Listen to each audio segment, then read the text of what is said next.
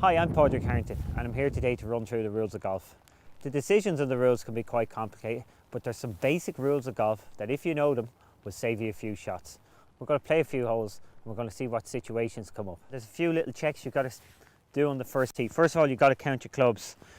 Count them up here. As it turns out, I've actually got 15, so if I continued on it would be a 2-shot penalty on the first hole, whereas all I need to do is take one of these clubs out, remove it. Now I'm left with 14 and I'm good to go. You can have less than 14, but never any more. Secondly, the golf ball. You've got to play a golf ball you can identify as yours during the course of play. The best thing to do is on the tee, you pick out your brand of ball, whichever that is, and you mark it in a certain way that you know, that's individual, but I know if it's a Titleist 3 with a dot to the right of it, it's my ball and I can proceed. We're playing off the white tees today, and you can tee off anywhere within 2 club lengths of those markers in a rectangle. You can't tee ahead of the markers, it must be behind the markers. Okay, let's hit one.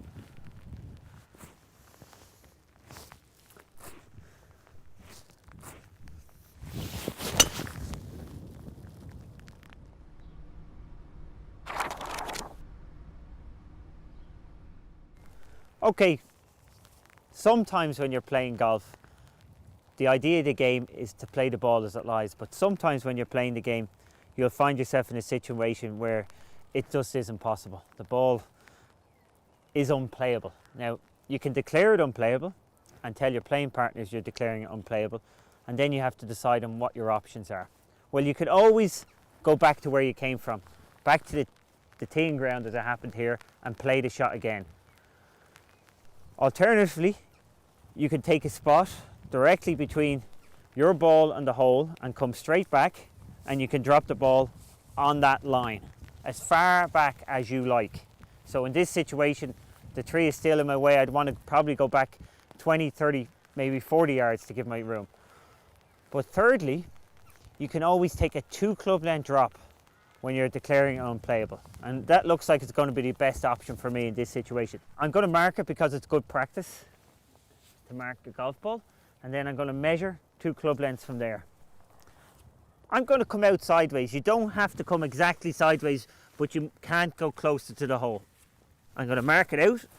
That is 1. This is going to be 2 club lengths. Here's my tee. Now, and that leaves me a nice clear shot to the greens. I've got to drop it within those 2 club lengths. I'm going to drop it quite close to the edge, and thankfully it stayed there.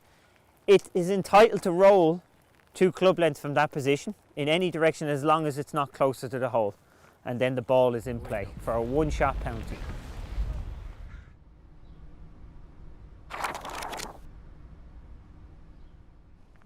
You have 2 types of water hazards on a golf course. You have a normal water hazard, which is defined by yellow lines or yellow stakes, or you have a lateral water hazard, which is defined by red lines or red stakes.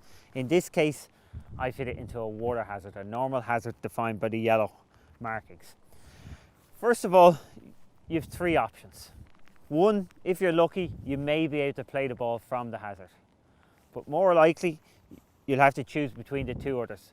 You can either go back to where you hit the original shot for a penalty shot, or you can mark the last point that the ball crossed the hazard, which is here, and keep this spot between you and the hole. Now, there's a reason to know this rule, because if I dropped it here, I'm going to be dropping on a downslope in the rough, but because I know the rules, I can go back as far as I like, and I'm going to be able to go back to a nice spot here, a flat area on the fairway where I can get a better connection with the ball and the right yardage for the next shot. So here's a good case in point where knowing the rules is going to save you shots. So I'm nicely back to the fairway. I've got a nice distance to the hole, and again, horizontal with my arm, stand upright and drop the ball.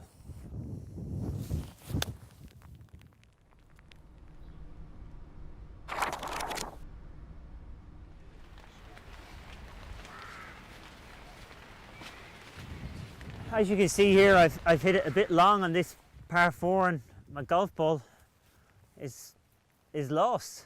So what do I do? How do I proceed when my golf ball is lost? Well, there's only one option. If you can't find your ball within 5 minutes, you have 5 minutes from the time you arrive to look for it. If you can't find it within 5 minutes, the ball is lost and you must go back to where you hit your previous shot. If that's on the tee box, you may tee it up again. If it's anywhere else, you must drop it as close as possible to where you hit the previous shot from.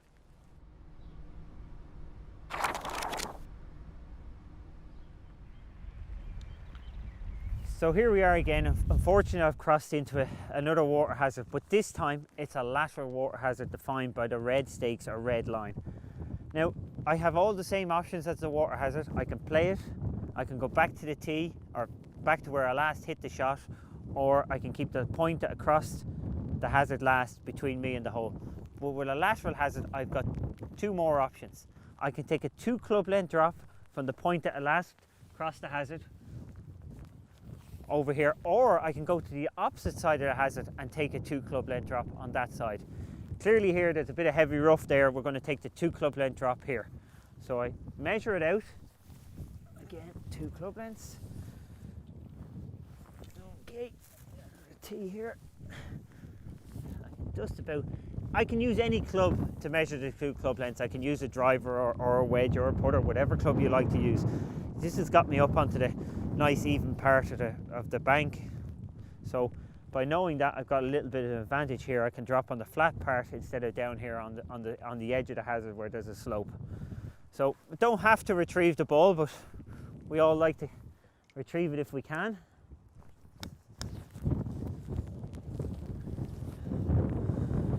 So we can drop within 2 club lengths under a 1-stroke penalty.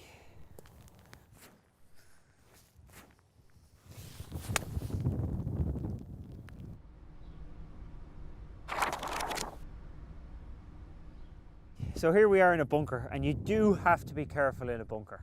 There's a couple of things that you can and can't do. You can remove man-made items if they're in the bunker. So this T-peg, or if it was a can or a bottle or a pencil, you could remove. You definitely cannot remove natural items like grass or twigs or leaves. Anything like that can't be removed. Now, when you go to play the shot, as you're getting ready to play the shot, you can't take a practice swing and hit the sand. You can have a practice swing in the air, but you can't have one that actually hits the sand or touches the sand. When you're about to hit it, you can't ever let the sole of the club or any part of the club touch the sand. You've got to kind of keep it in the air a little bit. And as you take the club away, you can't hit the sand at any stage as you're taking the club away. So you've got to avoid touching the sand in those situations.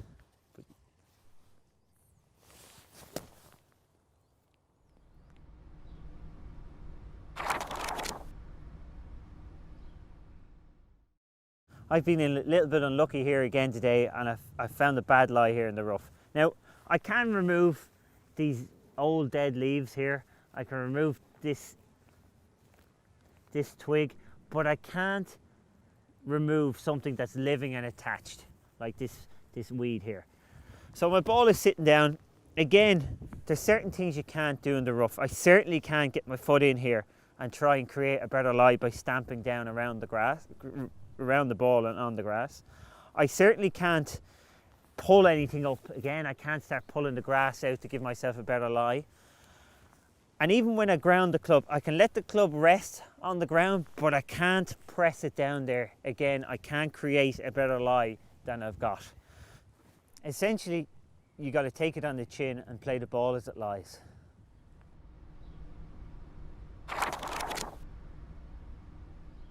When you're on the green, you've got the issue with the flag.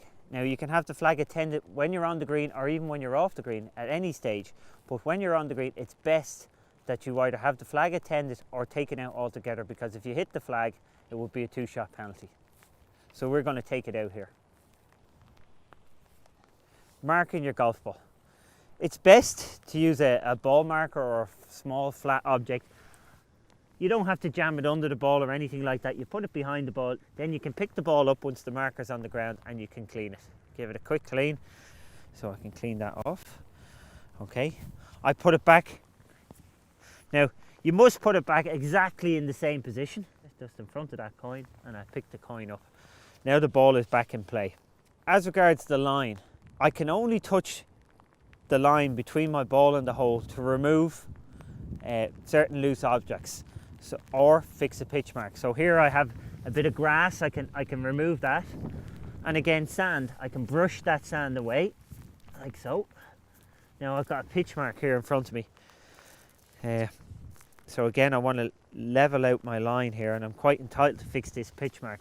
Again, a certain way of doing this, you got to bring that grass up, and then you lift it up all together. If you do a good job fixing the pitch mark, you shouldn't be able to even see it was ever there.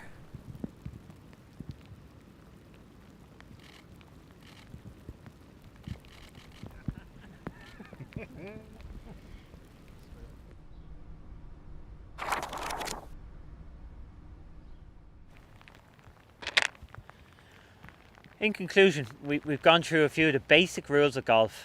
Hopefully they will help you enjoy your game. Hopefully they'll speed up your game.